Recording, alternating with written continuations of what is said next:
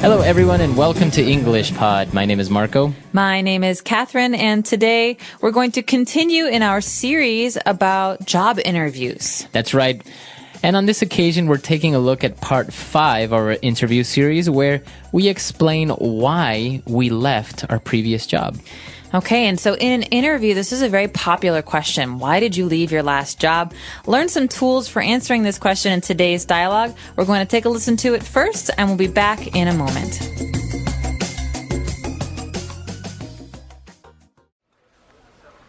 Okay, now I'd like to find out more about your last job. I see you spent almost 4 years at the London Weekly. Is that right? Yes, that's right. To be honest, the first year was quite tough for me. I was really just treated more like an intern. I didn't have many responsibilities, and I found it quite frustrating. So, what changed? Well, slowly but surely I proved myself, and the new editor liked me, so he promoted me to features writer. Wow, a real step up. Yes, I was responsible for restaurant and food reviews mostly. I spent 3 years in that position. But to be honest, it wasn't an area of journalism I wanted to stay in long term. I see. So why did you decide to leave finally? I just felt that the paper couldn't offer me any new opportunities. I really needed a more challenging role, to be honest. All right, we're back, and as we saw, Rebecca handled it quite well, explaining why you left your last job, because obviously you don't want to say something like, well, I just really didn't like my company, or, you know, the boss was a really bad guy. Or I was fired for being lazy. Exactly. So why don't we take a look at a couple of different words on language takeaway. Language takeaway. Okay, so we've got some great descriptive words here. These are some adjectives. The first one is tough. So Rebecca said, to be honest, the first year was quite tough for me. All right, so she's describing that her first year at that company where she was working, it was tough, and that means hard, difficult. That's right. So you could say, this is a really tough situation. That means it's a difficult situation. It's hard because there's no easy answer.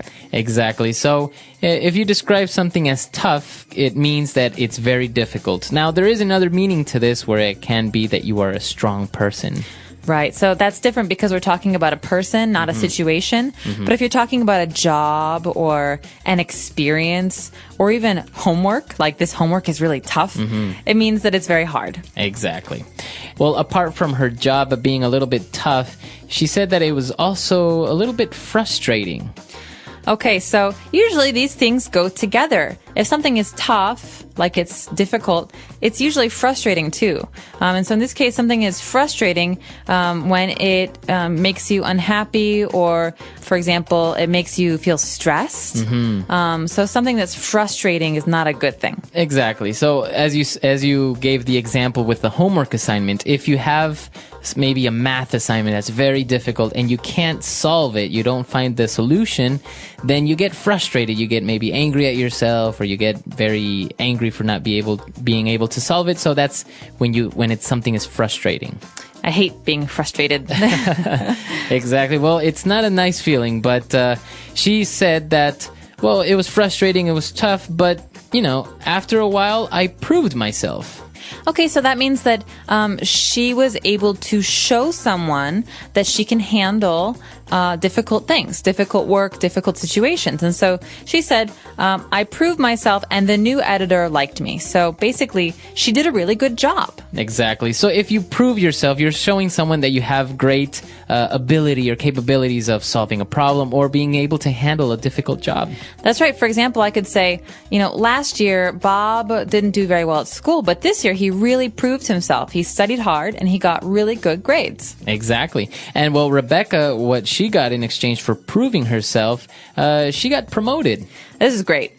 So promotions are good things. The verb here is to promote or to be promoted. So in this case, she was promoted. You could say last year I was promoted, or he will be promoted next week. He doesn't know yet. Exactly. Now, remember that to be promoted means to get a better position in your job. Now, as we mentioned, the verb is to promote. And you may be asking yourself why we are using the verb to be in the past, was promoted. And this is because it's an ed adjective. It's an adjective that ends in ed. So you may think it's a verb, but it's not. It's actually an adjective. The verb here is to be. Exactly. So I was promoted. Was is obviously our verb here, the verb to be, but promoted is an adjective that ends in ed. Okay, and so if I'm the boss, the action I do, the verb I do, is I promote someone. So this can be a little bit tricky, but we recommend that you check out the website for more details because we have lots of examples of how to use this. Exactly. Well, she got promoted and, she was really happy for a while, but then she said, you know what? I really needed a more challenging role, a more challenging job. Okay, challenging is a great adjective. It means something is difficult, or it gives you a challenge. So that means it's not easy. Mm-hmm. Yeah. So she found that her job was a little bit too easy, so she wanted something a little bit more challenging. Okay, and so this is a really great word for job interviews in particular, because you're basically saying, I want hard work. I want to prove myself. There we go again, prove. I want to show you that I'm a good employee or a hard worker, and so I want a challenge, something that's hard. Exactly. So something that is hard is a challenge, or you want something challenging. So why don't we review these words that we've taken a look at now? Let's go back to the dialogue and listen to it again.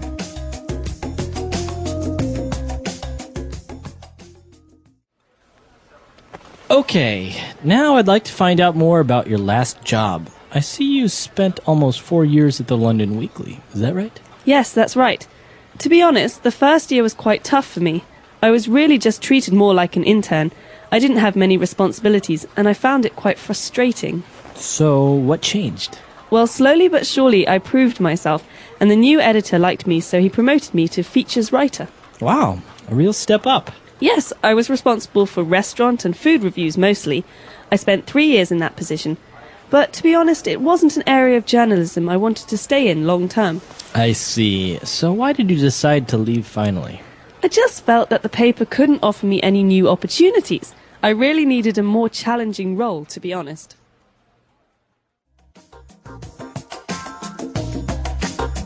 All right, we're back. So now let's take a look at a couple of phrases we picked out for you on Fluency Builder.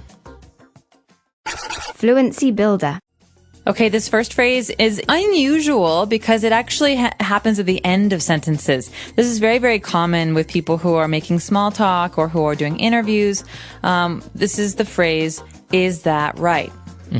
So basically, you saw that in the first line, Mr. Parsons was talking to her and said, well, I see you spent almost 4 years at the London Weekly. Is that right? So he's ending the sentence with this phrase. So he's making the sentence a question. I see that you did this. Is that right? So he's asking her to confirm the fact that he knows about her because maybe they've never really talked before. So this is a good way for him to ask her to give more details. Exactly. So for example, Marco, I hear that you're from Ecuador. Is that right? That's right. So you, apart from ending the sentence like this, if maybe somebody asks you, is that right? You have to confirm. You have to say, yes, that's right. Or yes. It's also good to elaborate, to give more details. So, yes, I'm from Ecuador. I was born there, but I've lived in the United States. This is a way to give more information because that's basically what the person's asking. Yeah, I think it wouldn't be very good if you're at a job interview and the person says, is that right? And you say, yes, that's right. And then you don't say anything else. So, yeah, basically the point is you have to confirm or deny. You have to say, yes, that's right, or no, that's not right. And then you have to give some information about the question. Exactly. All right, now moving on, when Rebecca, again, was talking about her job, she was saying it's tough, and I didn't have many responsibilities, and I found it quite frustrating. Okay, so this is like lost and found, like I lost my hat and I found it later. No. This is what's interesting about this verb, find. We are not actually looking for something, or we didn't actually find something we were looking for. This is kind of a realization, right? That's right. It's like a feeling. So I find this movie boring. That means I think this movie is boring. It's the way that you're thinking about something. That's right. Or you can say, oh, I found Paris to be quite an expensive city. Yeah, pretty expensive. So this is your impression. This is the way that you feel about something. Exactly. So this is another way that you can use this word to find. Now, again, when Rebecca talked about proving herself, she used a very interesting, I would say, phrase, a very popular, well-known phrase, slowly but surely. Okay, so slowly but surely is the opposite of right away. Right? So something that happens right away is immediate. Like, I got promoted right away. But slowly but surely means after lots of time and even hard work, this good thing happened. Or it's usually a good thing, actually. Yeah. Yeah, it's you're basically saying that you didn't do anything very quickly, but you did it very well. So slowly but surely, I finished building my home. Right, so it didn't happen overnight, but it did happen over time. You can also say this about studying a language. At the beginning, learning English was really hard, but slowly but surely, I became fluent. Exactly. Okay, so slowly but surely. And the last phrase that we have for you today, you may have seen that Rebecca used this phrase, to be honest, a couple of times before explaining something. So why does she say to be honest? To be honest is sometimes something we say in English to fill some space or some time. We call it filler. But it's also a way to introduce something that's negative. So for example, in this dialogue, she's talking about her negative experiences. My job was tough. My experience was bad. So she says, to be honest, it wasn't the best experience, but I learned from it. She's saying this to introduce some things that are maybe not positive, not happy things. That's right. So it's another way of saying, look, I'm going to tell you the truth. It may not be something positive, but, this is what happened. So to be honest, I didn't really like my last employer or something like that. Right. Well, you can even talk about this with your friends. So, hey, Marco, did you like that movie, Shutter Island? To be honest, I didn't really see it. Oh. I fell asleep. Or you could say, to be honest, I didn't love it. I didn't really like it. Exactly. So it's a very good phrase, but don't overuse it. I think sometimes you get into the habit of using it all the time, and just like. Yes. Some people, I went to the movies yesterday, and to be honest, so try to keep these fillers as you described them to a minimum. So don't really use them too much. Yes. Say thoughts and ideas, nice action verbs, not too much fillers, because sometimes, especially in an interview, it makes people think that you don't really know much to say. Yeah, exactly. Okay, so let's listen to the dialogue for the last time, and we'll be back to chat a little bit more.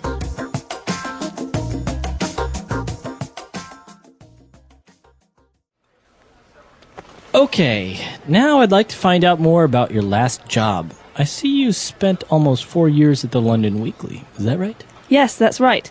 To be honest, the first year was quite tough for me. I was really just treated more like an intern.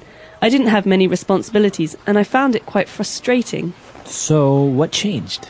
Well, slowly but surely I proved myself, and the new editor liked me, so he promoted me to features writer.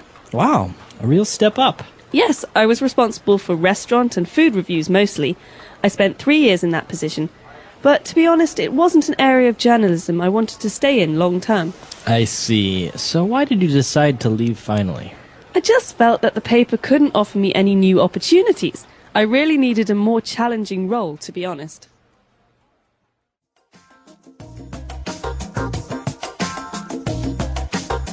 All right, so talking about your last employer, this is a pretty ideal thing. Now, do you have any advice that you can give our listeners about describing your last job? Why did you leave your previous employer? Well, I do have a little bit of basic job advice. I would say don't complain about your last employer. Don't say my boss was mean, my coworkers were lazy, my company was terrible, because usually as a person doing an interview, that makes you think that this person, if they work for you, will complain about you. And so I think it's important, like what Rebecca does in this dialogue, to keep it positive. Yeah.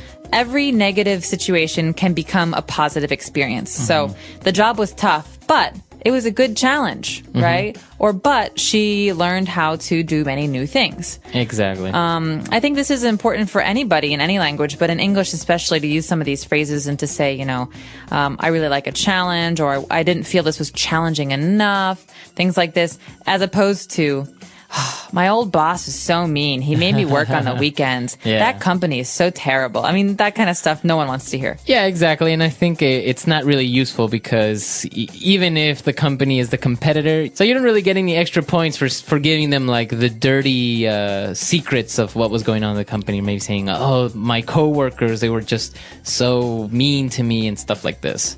Yeah, no, it makes you seem like a complainer. Yeah. And no one wants to hire a complainer. Exactly. All right. So this is an interesting topic. We would like to hear from you. So come to EnglishPod.com and tell us, why did you leave your previous employer? Or just let us know about some of your interview experiences or some of your interview questions. We're happy to help you out. We'll hope to see you at the website. All right. We'll see you there. Bye. Bye.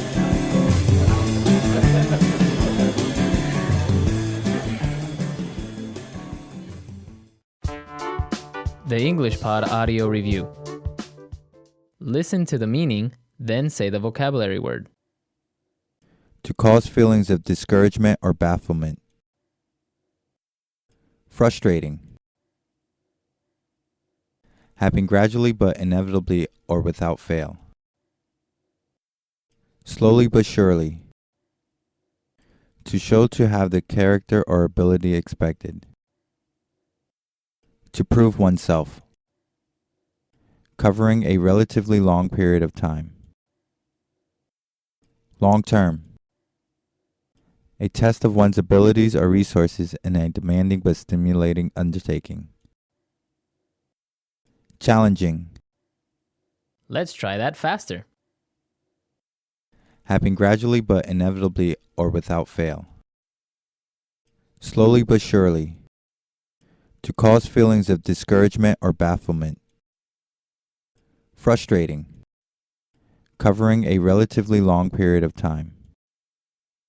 Long term. To show to have the character or ability expected. To prove oneself. A test of one's abilities or resources in a demanding but stimulating undertaking. Challenging. Now say the word and hear it in a sentence. Frustrating.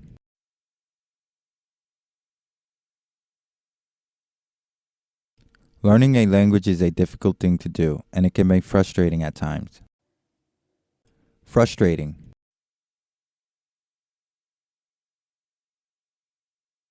Trying to catch a cab during rush hour is always so frustrating. Frustrating. This is so frustrating. My computer keeps crashing. Slowly but surely. The world is emerging from the recession slowly but surely.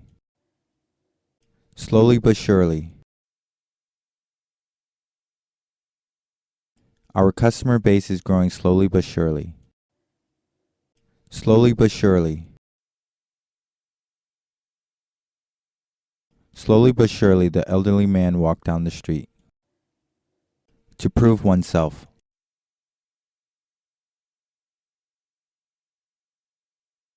You have to prove yourself capable before the boss assigns you a project of your own. To prove oneself.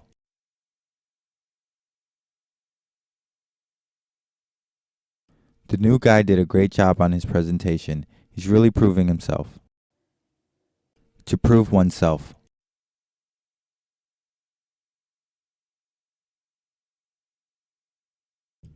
I always turn in quality work on time, but Mr. Wilson still doesn't think I've proved myself. Long term. What are your long-term goals? Long term. I don't see myself living in Hong Kong in the long term. Long term. We work hard to build long-term relationships with our customers. Challenging.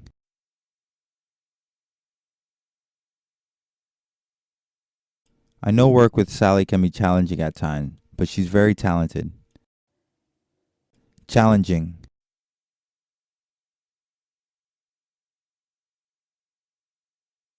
All right, team, this is a really challenging situation. We need to come up with a solution. Challenging.